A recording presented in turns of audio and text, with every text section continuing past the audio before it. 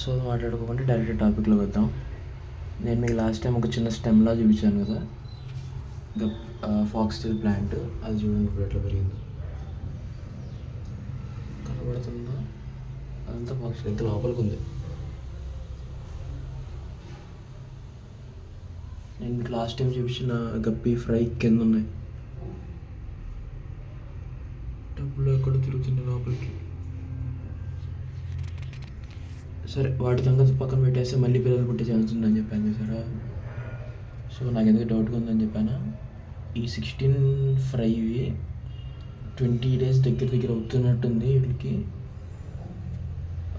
ఒక 1 month అయ్యాక ఇంకో 10 daysలో వీటిని లోపల రిలీజ్ చేస్తాను పేరెంట్స్తో పాటు. అండ్ ఇదేమో గ్రీన్ వాటర్ డాఫ్నియా కోసం.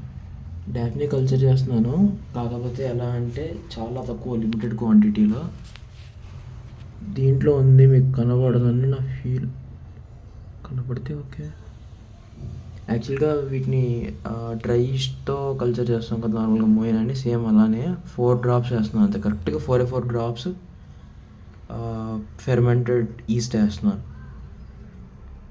వాటికి అవే గ్రోత్ అవుతున్నాయి. ఒక 8 అలా తీసి మన లోపల ఉన్న నా ఫీమేల్ ఎల్లో హెడ్ FCCP బేట ఓన్లీ డాఫ్నియా తింటుంది ఈ మధ్య, ఎందుకు నాకు అర్థం కావట్లేదు. సర్లే కదా అని అదే చేస్తున్నాను. ఇదంతా yellow water setup, green water ఇదంతా. అది కూడా గ్రీన్ వాటరే, కాకపోతే అది ఆల్రెడీ దాంట్లో కావాల్సిన వేస్ట్ అంతా వేసి పైన పెట్టాను సన్లైట్ కోసం. అది కొంచెం గ్రీన్ వాటర్ అయ్యాక దీంట్లో నుంచి కొంచెం కల్చర్ తీసుకొని కొన్ని తీసుకొని వీటిలో కూడా స్టార్ట్ చేస్తాను ఇంకా కల్చర్ డాఫ్నియా. ఇదంతా ఈరోజు క్లీనింగ్, నా గ్రిండలోం కల్చర్ మొత్తం క్లీనింగ్లో ఉంది ఈరోజు. ఇప్పుడు ఫుడ్ పెడతా కాసేపట్లో మళ్ళీ, అందుకే మొత్తం క్లీన్ చేసి పెడుతున్నా అంతే. ఇది ప్రస్తుతానికి ఈరోజు కథ.